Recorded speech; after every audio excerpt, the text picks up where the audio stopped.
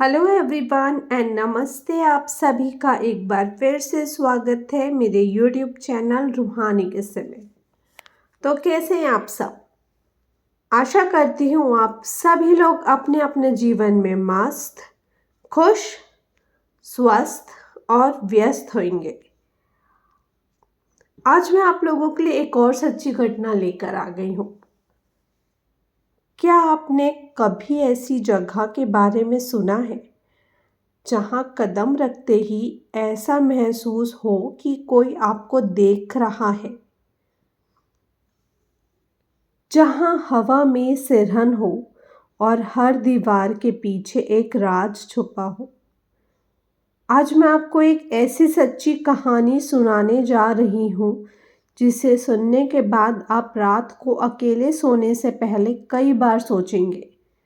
ये कहानी है एक निर्देशक की, एक डायरेक्टर की, जिसने एक ऐसी जगह पर फिल्म की शूटिंग करने की हिम्मत की जहां कदम कदम पर मौत मंडरा रही थी। पर क्या वह अपनी कहानी पूरी कर पाया, या फिर उस हवेली की कहानी ने उसे हमेशा के लिए अपना हिस्सा बना लिया? ये कहानी है अधूरी शूटिंग की। तो चलिए आज की कहानी शुरू करते हैं। लेकिन कहानी शुरू करने के पहले, अगर अब तक आप लोगों ने मेरे चैनल को सब्सक्राइब नहीं किया है तो प्लीज़ मेरे चैनल को सब्सक्राइब कर लें और साथ ही बेल नोटिफिकेशन ऑन करना ना भूलिएगा, ताकि मेरे चैनल पर कोई भी स्टोरी पोस्ट होने पर आप सभी के पास पहले नोटिफिकेशन पहुंच जाए। तो चलिए आज की कहानी शुरू करते हैं।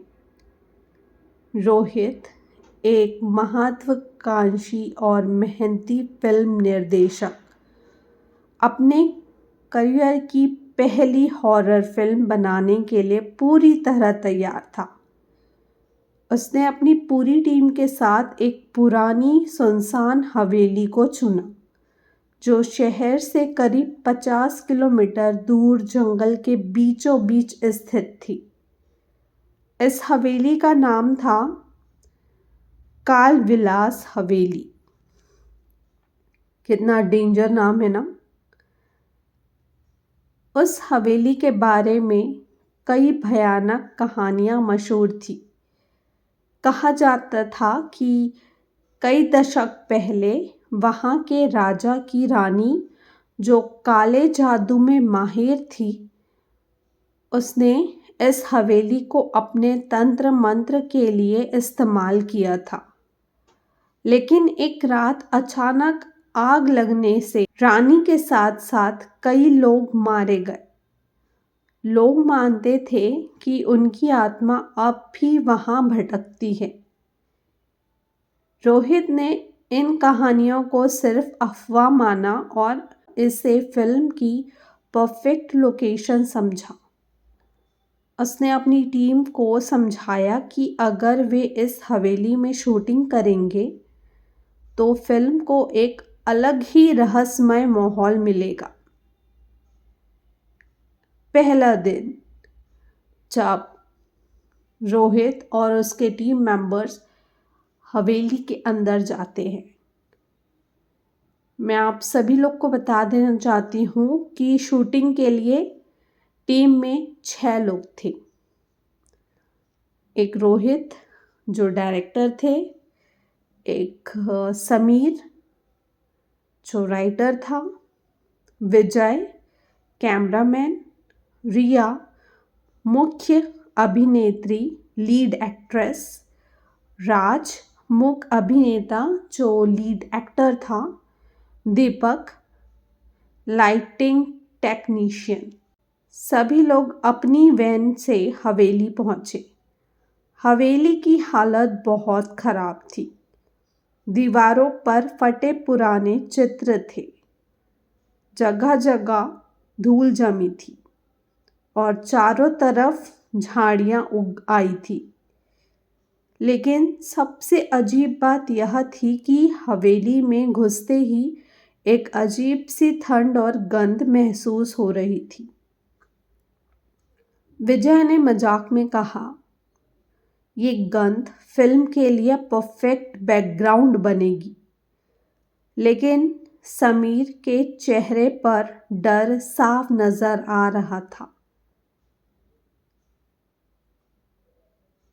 पहले दिन टीम ने मुख्य हॉल को शूटिंग के लिए तैयार किया। दीवारों पर लाइट्स लगाई गई, कैमरे सेट किए गए और रिया का मेकअप किया गया। रिया के पहले डायलॉग के दौरान अचानक लाइट झपकने लगी। दीपक ने इसे तकनीकी खराबी समझा और लाइट्स ठीक करने चला गया। लेकिन जब वह वापस आया तो उसके चेहरे पर पसीना था। उसने कहा, मुझे लग रहा था कि कोई मेरे पीछे खड़ा है। जब मैंने पलट कर देखा तो वहाँ कोई नहीं था। रोहित ने इसे टीम की थकान समझकर नज़रअंदाज कर दिया और शूटिंग जारी रखी। अगले दिन समीर हवेली के एक कमरे में स्क्रिप्ट लिखने गया, लेकिन थोड़ी देर बाद वह भागता हुआ बाहर आया और बोला, मुझे किसी औरत के रोने की आवाज़ सुनाई दी। टीम ने कमरे की जांच की, लेकिन वहाँ कुछ नहीं मिला। तभी विजय की नज़र एक पुरानी अलमारी पर पड़ी। अलमारी खोलने पर एक डायरी मिली, जिसमें खून जैसे धब्बे लगे हुए थे। डायरी में अजीब भाषा में कुछ मंत्र लिखे हुए थे। समीर ने इसे पढ़ने की कोशिश की, लेकिन रोहित ने उसे रोक दिया। ये सब छोड़ो, हम यहाँ शूटिंग के लिए आए हैं, डायरी पढ़ने के लिए नहीं, रोहित ने कहा। तीसरी रात शूटिंग के दौरान रिया के पीछे कैमरे में एक परछाई दिखाई दी। विजय ने कैमरा रोक दिया और फुटेज चेक किया। फुटेज में एक औरत की धुंधली आकृति थी। रिया डर गई और बोली, ये तो मजाक भी नहीं लग रहा, यहाँ कुछ गड़बड़ है। रोहित ने टीम को शांत किया और समझाया कि यह महज कैमरे की खराबी हो सकती है। लेकिन अब टीम के बाकी सदस्य भी डरने लगे थे। चौथी रात समीर ने डायरी को फिर से पढ़ने का फैसला किया। जैसे ही उसने मंत्र पढ़ना शुरू किया, हवेली के सभी दरवाजे और खिड़कियां जोर से बंद हो गई। हवा इतनी तेज हो गई कि लाइट्स बुझ गई। तभी रोहित को एक अजीब सपना आया। उसने देखा कि एक महिला सफ़ेद साड़ी में उसे बुला रही है और कह रही है, मुझे मुक्त करो। जब वह सपने से जागा तो उसने अपने शरीर पर गहरे खरोंचों के निशान देखे। शूटिंग के आखिरी दिन रात के समय रोहित अचानक गायब हो गया। पूरी टीम ने उसे हर जगह खोजा, लेकिन वह नहीं मिला। थोड़ी देर बाद रोहित खुद वापस आया, लेकिन अब वह पहले जैसा नहीं था। उसकी आंखें लाल थी और उसकी आवाज़ पूरी तरह बदल चुकी थी। उसने गहरी और डरावनी आवाज़ में कहा, अब यहाँ कोई नहीं बचेगा, यह सब मेरा है। टीम ने भागने की कोशिश की, लेकिन दरवाजे और खिड़कियां अपने आप बंद हो गई। तभी रोहित जमीन पर गिर पड़ा और जोर जोर से चिल्लाने लगा। उसका शरीर ऐंठने लगा और उसके मुंह से झाग निकलने लगा। टीम ने किसी तरह खिड़की तोड़कर बाहर भागने की कोशिश की, लेकिन जब उन्होंने पीछे मुड़कर देखा तो रोहित हवेली के दरवाजे पर खड़ा था। वह जोर से हंस रहा था और उसके चारों तरफ अजीब सी काली परछाइयां मंडरा रही थी। अगले दिन जब पुलिस वहां पहुंची तो हवेली में किसी का भी पता नहीं चला। टीम ने वहां दोबारा कभी जाने की हिम्मत नहीं की। कहते हैं रोहित का नाम अब भी डायरेक्टर के लिस्ट में आता है, लेकिन जो भी उस हवेली के करीब जाता है उसे वहां से रोहित की हंसी और मदद के लिए पुकारती हुई आवाज सुनाई देती है, मुझे मुक्त करो, मुक्त करो। तो दोस्तों, इतनी ही थी आज की कहानी।